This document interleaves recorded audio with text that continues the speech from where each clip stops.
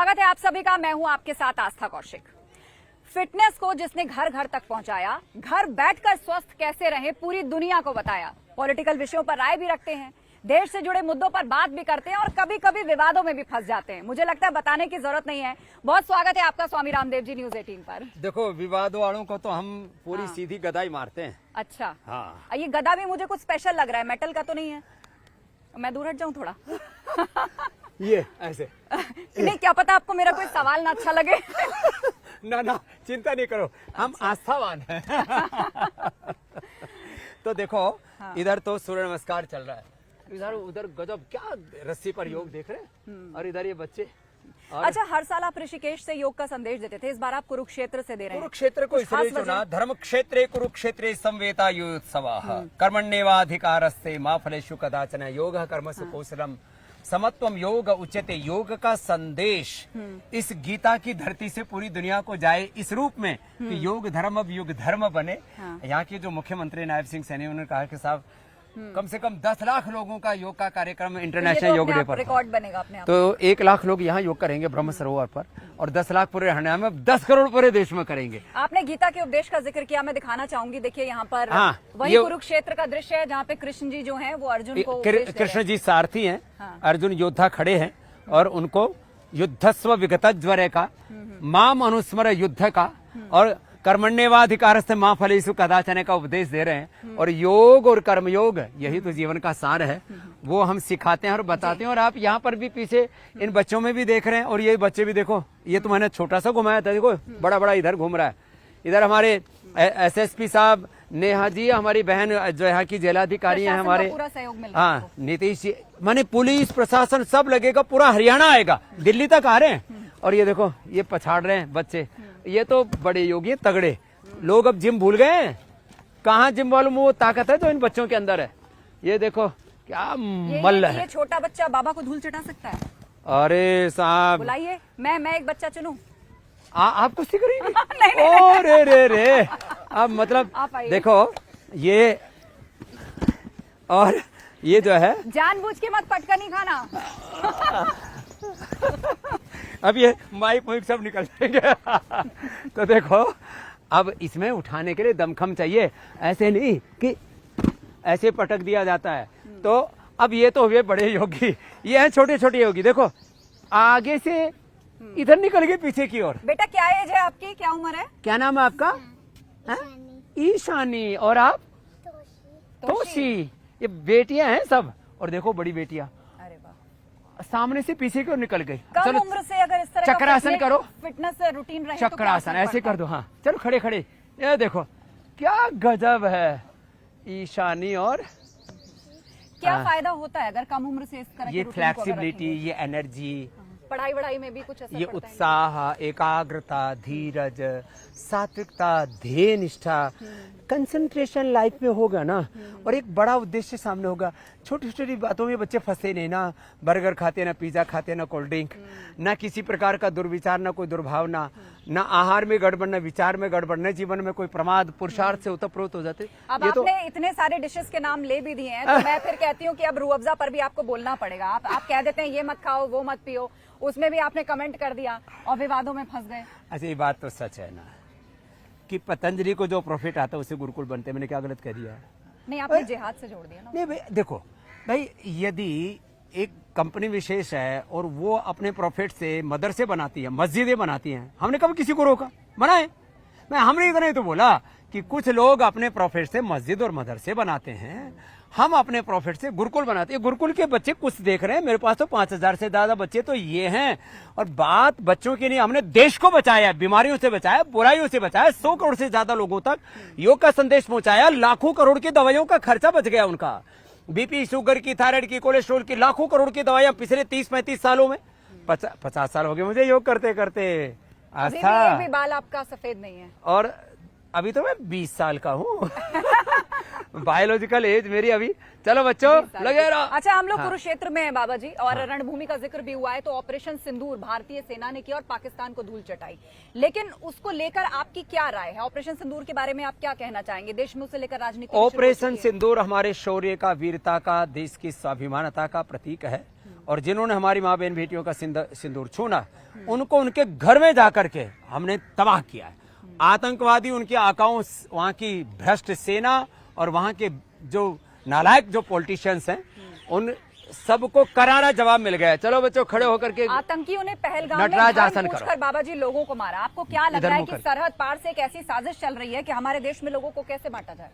देखो, विभाजन जातियों के नाम पर, वर्ग के नाम पर, समुदायों के नाम पर, राजनीतिक नाम तौर पर, मजहबी तौर पर बहुत तरह के विभाजन चल रहे हैं। लेकिन मैं तो योग वाला आदमी हूँ, मैं सबको जोड़ने की बात अच्छा, जातिगत जनगणना पे क्या राय? अब बिहार में चुनाव मनुष्य की एक ही जाति है, बाकी तो हर एक जाति का उसकी संख्या के अनुसार सामाजिक, आर्थिक, राजनीतिक तौर पर भागीदारी होती है। तो सामाजिक न्याय के लिए, आर्थिक राजनीतिक न्याय के लिए अलग अलग जातियों की भागीदारी हो।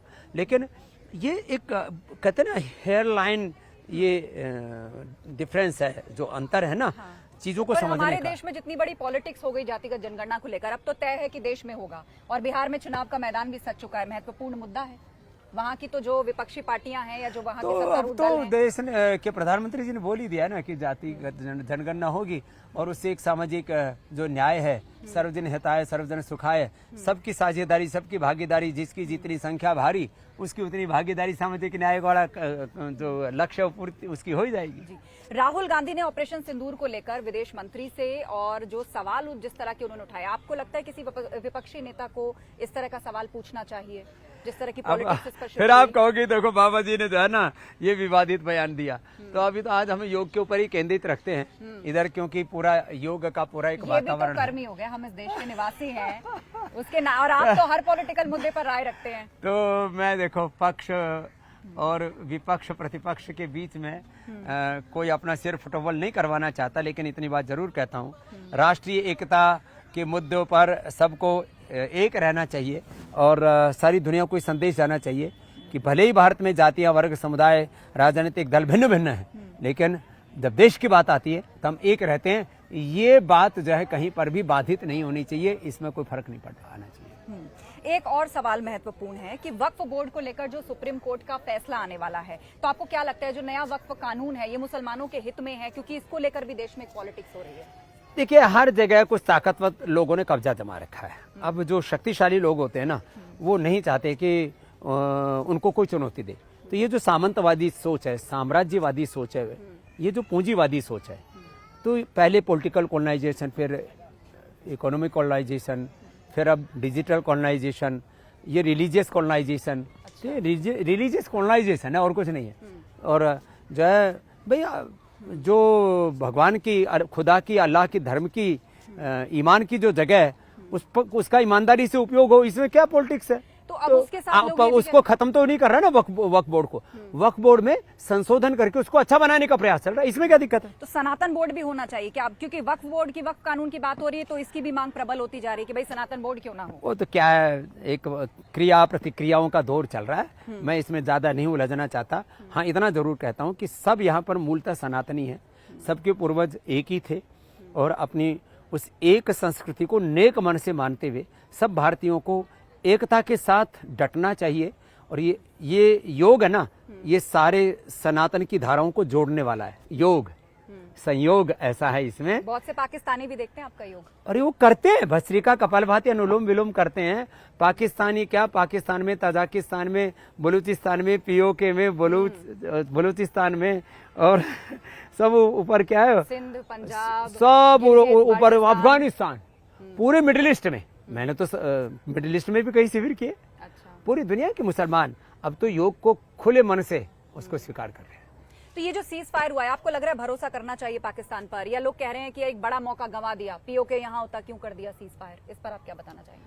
अरे अभी ऑपरेशन सिंदूर बंद नहीं हुआ है, पीओके का भारत में विलय होगा, बलूचिस्तान भी टूटेगा। पहले पाकिस्तान के 2 टुकड़े हुए थे, बांग्लादेश और पाकिस्तान, अब 4 होंगे। माने पीओके भारत में आएगा, बलूचिस्तान अलग देश बनेगा और उधर जो पख्तून है वो भी अलग देश बनाएंगे, क्योंकि उनके साथ बहुत सामाजिक, आर्थिक, राजनीतिक अन्याय हो रहा है। तो पाकिस्तान तो अपने कर्मों से टूटेगा, हमें तो बस धर्म का, न्याय का साथ देना है। धर्म युद्ध करने वाले लोग हैं ना हम तो। अच्छा। हाँ। चीफ जस्टिस ने कहा है कि मुख्यमंत्री योगी के लिए कि वो सबसे पावरफुल सीएम है, वो बहुत मजबूत सीएम है। मुख्यमंत्री योगी को लेकर देश के चीफ जस्टिस ने ये वक्तव्य दिया है। तो अच्छी बात है ना। तो देश में मुख्यमंत्री मजबूत हों, प्रधानमंत्री मजबूत हों, गृह मंत्री, रक्षा मंत्री मजबूत हों, तो ये हमारी राजनीतिक जो मजबूती है, ये राजनीतिक हमारी जो ताकत है, वो देश की एकता, अखंडता, संप्रभुता के लिए बहुत जरूरी है। पूरी दुनिया में जब ताकत की जोर आजमाइश चल रही है, तो उसमें भारत क्यों ना ताकतवर हो। और हम एक एक सीढ़ी चढ़ते हुए, जैसे यहाँ सीढ़ियाँ चढ़ रहे हैं मानसरोवर की, ब्रह्म सरोवर की, तो ऐसे हम सामाजिक, आर्थिक, राजनीतिक दृष्टि से भारत को शक्तिशाली बनाएं। और जैसे यहाँ देखो ब्रह्म सरोवर कितना खिला खिला सा नजर आ रहा है, ऐसे पूरा भारत जो है हमारा, वो सभी दिशाओं से समृद्ध बने, वैभवशाली बने, खुशहाली आए। तो ये सब चाहते हैं। तो मैं तो योग से स्वस्थ बने, समृद्ध बने, संगठित बने, सब एक होकर के, नेक होकर के, यही मेरा संदेश है। जी। अच्छा, लॉ एंड ऑर्डर की भी बहुत चर्चा है उत्तर प्रदेश की, पूरे देश में जो लॉ एंड ऑर्डर योगी का मॉडल है, उसके बारे में आप क्या बताना चाहेंगे? देखिए, लॉ एंड ऑर्डर में सख्ती होनी चाहिए, और उस सख्ती का सख्ती से पालन करते हैं हमारे योगी आदित्यनाथ जी। उनको कोई प्रलोभन नहीं है, उनको कोई भय नहीं है, उनको कोई लालच नहीं है। जहाँ भय, प्रलोभन, लालच और किसी भी प्रकार का कोई अपना निज का एजेंडा नहीं होता, वहाँ फिर भारत का झंडा और तिरंगा ऊंचा ही रहता है। अच्छा, वहाँ शासन, प्रशासन, कानून ऊपर रहता है, बाकी सारी चीजें नीचे छूट जाती है। अब एक इंडिया को तो आप जोड़ रहे हैं योग के माध्यम से। एक हमारे देश में विपक्षी गठबंधन बना INDIA नाम का, इसका क्या भविष्य है इस गठबंधन का? भाई देखो, मैं कोई ज्योतिषी नहीं हूँ। नहीं, आप पॉलिटिकल राय रखते हैं हर चीज में बाबा जी, ऐसे नहीं बच सकते। अब ऐसा आस्था जी, आप आस्था से तो प्रश्न पूछते हो और फिर विवाद में मुझे खड़ा कर देते हो। अब सवाल आस्था का है बाबा जी, देश आस्था के ही तो नाम पर टिका है। तो देखो जिनकी जैसी आस्थाएं हैं वैसे लोग उन राजनीतिक दलों को सपोर्ट करते हैं। और ये भी हेयरलाइन डिफरेंस है राजनीतिक पार्टियों की राजनीतिक विचारधारा में। देश किससे चलता है? देश संविधान से चलता है। संविधान को सब मानते हैं। सब राजनीतिक पार्टियां कहती हैं हम सबको न्याय दिलाएंगे, हम सबको रोजगार देंगे, समृद्धि देंगे, खुशहाली देंगे, भारत से गरीबी हटाएंगे, भारत को शिक्षा, स्वास्थ्य देंगे। तो 99% तो सब जो है एक ही बात कर रहे हैं ना। अरे देश संविधान से चलेगा, कानून से चलेगा, तो उसमें क्या है? मैं तो राजनीतिक दलों को ज्यादा महत्वपूर्ण नहीं मानता। लेकिन राजनीतिक सीटें मिल गई ना, मैं क्या कर, राजनीतिक दलों में जो लीड कर रहे हैं उन व्यक्तियों का कैरेक्टर कैसा, उनका ट्रैक रिकॉर्ड कैसा है, उन्होंने किया क्या है, तो आदमी के कंट्रीब्यूशन को देखना चाहिए, योगदान को देखना चाहिए। योग करो, योगदान को देखो, और जो अच्छा कर रहे हैं उनका योग करो, सहयोग करो। राहुल गांधी और अखिलेश यादव की जोड़ी इस बार फिर से क्या यूपी में साथ आएगी? क्योंकि कांग्रेस तो उत्तर प्रदेश में अलग मंसूबे लेकर आ रही है, वो ज्यादा सीटें मांग रही है। इस गठबंधन को आप कैसे देख रहे हैं यूपी में? देखो, ये बहुत सारी ऐसी बातें हैं, अब इनका क्या उत्तर दें। लेकिन ये सच है कि राजनीति पक्ष विपक्ष की बजाय मैं प्रतिपक्ष शब्द का प्रयोग करता हूँ। राजनीति पक्ष और प्रतिपक्ष से चलती है, और इस पक्ष और प्रतिपक्ष की इस पूरी यात्रा में हमारा संविधान ये कहता है और लोकतंत्र का तकाजा है कि उसमें दोनों धड़े मजबूत रहने चाहिए। तो उसमें राहुल गांधी भी जी हैं, उसमें अखिलेश यादव जी भी हैं, उसमें ममता बनर्जी जी भी हैं, उसमें नीतीश जी भी हैं, उसमें चंद्रबाबू नायडू जी भी हैं। थोड़ा बड़ा देखिए ना उसको। तो चारों तरफ जो है एक राजनीतिक पूरा ताना बाना है। हाँ, उसमें एक किसकी जीत होगी इसके लिए घमासान भी मचा रहता है, मच नहीं। अच्छा बाबा जी, कोरोना की एक बार फिर से वापसी हो रही है, केसेस बढ़ रहे हैं, तो आपने काफी एक्टिवली लोगों को अवेयर किया। योग करो, इम्यूनिटी बढ़ाओ। कैसे कोरोना, सब बैक्टीरिया, वायरस, फंगल डिजीज, भस्त्रिका, कपालभाति, अनुलोम विलोम, आप भी साथ निभाओ आस्था जी। देखो, ये तो खड़े खड़े भी कर सकते हैं, चिलचिलाती धूप में कर सकते हैं, सुबह की, सांझ की, संध्या वेला में कर सकते हैं। और भस्त्रिका, कपालभाति, अनुलोम विलोम, ज्यादा गर्मी लगे ना, शीतली शीतकारी कर लेना। ये गिलोय लो, इम्यूनोग्रिट लो, अश्वगंधा शतावर लो, और सफेद तेल जिसको रिफाइंड ऑयल कहते हैं, सफेद तेल, सफेद नमक, सफेद आटा, सफेद मैदा, सफेद चावल बताओ, मिलेट्स खाओ, और चीनी इन चीनी और चीनियों से सावधान रहो। अंकुरित खाओ, फल खाओ, कम खाओ। मैं एक भुगता हूँ, एक बार खाना खाता हूँ। और 50 सालों से लगभग, मैं छोटा बच्चा था तब भी बहुत कम खाता था। अभी पिछले 50 सालों से मैं एक बार खाना खा रहा हूँ। अल्पाहारी हो चुके हैं आप। और मेरा वेट आप देख रहे हैं, पिछले 35 सालों से तो दुनिया के सामने हूं मैं, उससे पिछले वाला एक भी बाल सफेद नहीं है आपका। ये सब भगवान की कृपा है, सब देशवासियों का आशीर्वाद और हमारी प्यार है। उन लड़कियों के बारे में बताइए ना जिसको आजकल जेन जी कहा जा रहा है, मतलब जो 11th 12th या ग्रेजुएशन में है। सब जेन पता नहीं जी को मैं कौन-कौन कहूंगा से स्वामी रामदेव की hair तरह treatment मेरा बायोलॉजिकल एज है ना, ओनली 18 ईयर्स। तो 20 years। आपके जैसे काले बाल और घने बाल कैसे अचीव और करें? चमकता हुआ चेहरा बढ़िया स्किन और बाइसेप ट्राइसेप पूरी बॉडी। और ये तो देखा ही नहीं अभी आपने।